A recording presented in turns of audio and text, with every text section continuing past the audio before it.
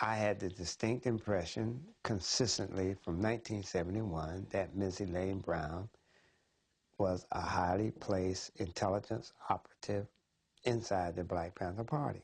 I think Elaine Brown came in through Earl Anthony, and she followed the same course of devious type of activities.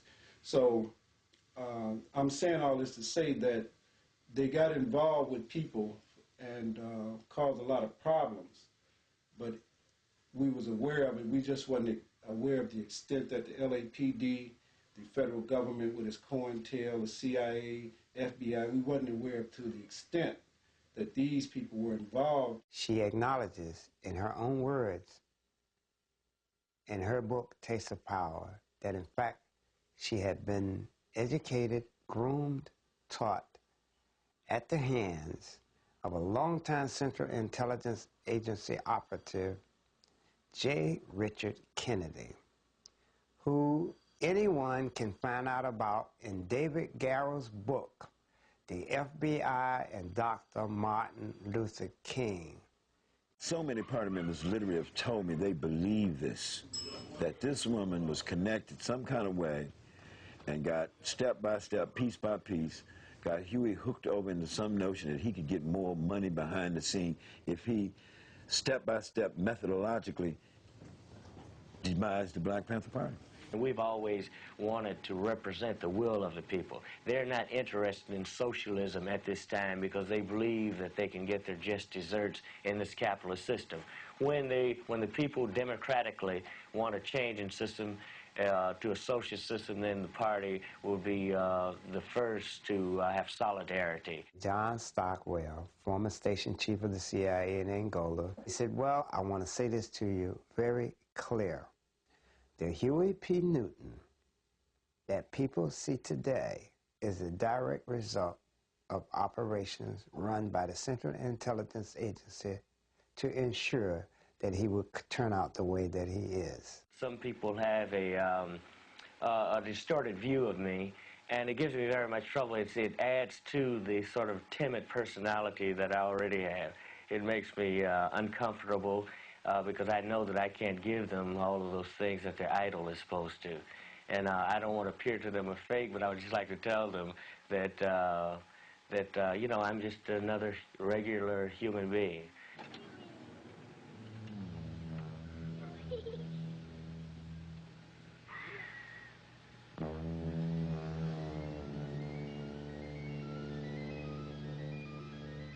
Huey P. Newton was never the same. He eventually became Dr. Huey P. Newton, Ph.D. He eventually became a crackhead, and he eventually was assassinated in Oakland in 1989.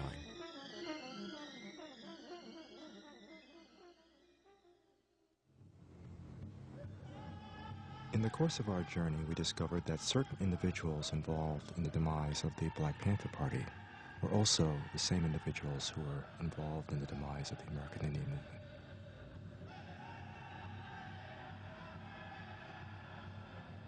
It began in 1973 after the Church Committee hearings, when they proclaimed that they were never going to execute covert operations against dissenting organizations.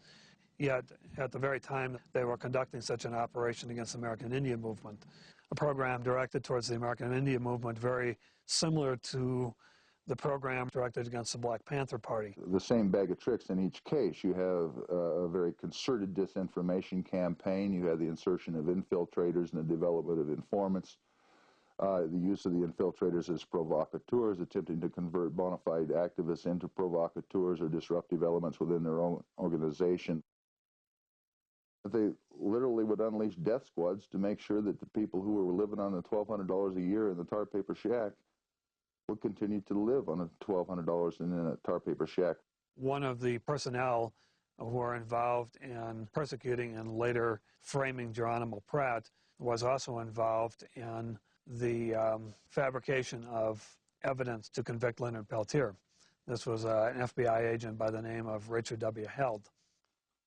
Well, Richard the Elder, which is Richard G. Held, was basically one of the architects of COINTELPRO. Strangely enough, Both the father and son were involved in the operation on Pine Ridge, which led to the frame-up of Leonard Peltier on murder charges. Basically, the paramilitary operations of 250 to 300 FBI agents, SWAT personnel, on the reservation for about a 3-month period of time to once and for all break the back of the American Indian movement.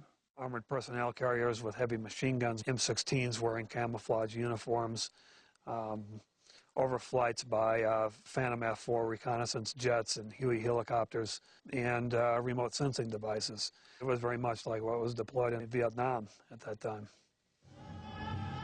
When the people went into Wounded Knee, there were chiefs and elders and some of the American Indian Movement members.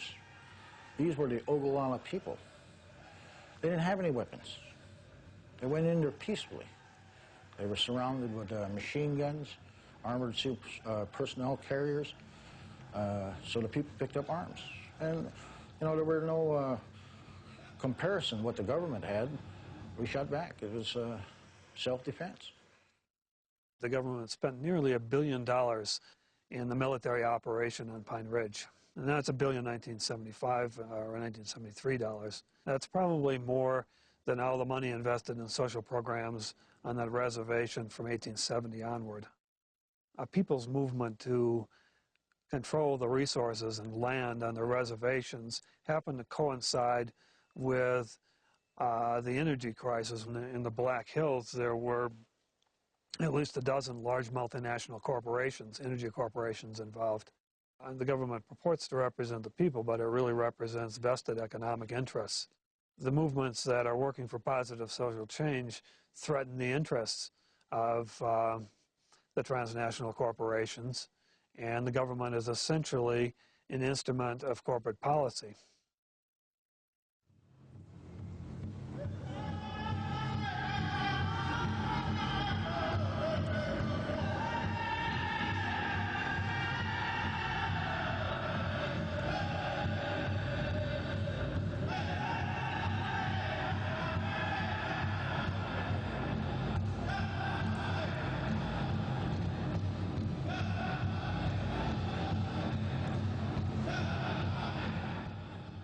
Leonard Peltier, leader of AIM, the American Indian Movement, had been in jail for 20 years.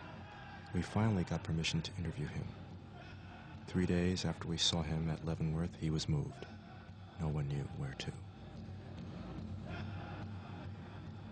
Leonard Peltier is a prisoner of the longest war in the history of the United States. That's the war against the indigenous people of the United States. And he didn't shoot anybody, and he didn't kill anybody, yet he was convicted because 2 FBI agents had been killed, and somebody had to pay. The question then becomes, what is he in that cage for?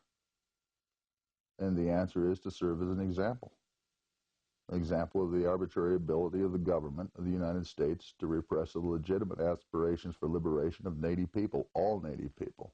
He serves that purpose. So long as he's there, even though it's known that he's not guilty of the specific offense which he was convicted. He's been sentenced to 2 life sentences. But finally they admitted in the last argument of the case in November of 1992 that they didn't know who shot the 2 FBI agents. They said it several times in different ways without any ambiguity. We don't know who killed the agents. We don't know who fired the fatal shots. And yet here's Leonard Peltier serving these sentences. We're addressing President Clinton to give clemency to Leonard Peltier in the name of simple justice. Now.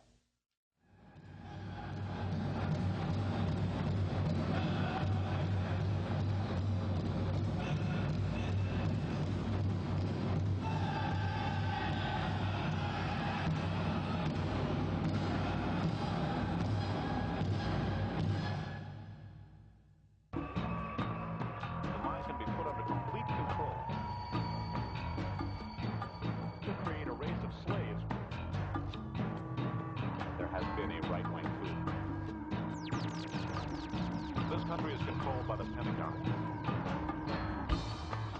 Now, who do you suppose killed Kennedy?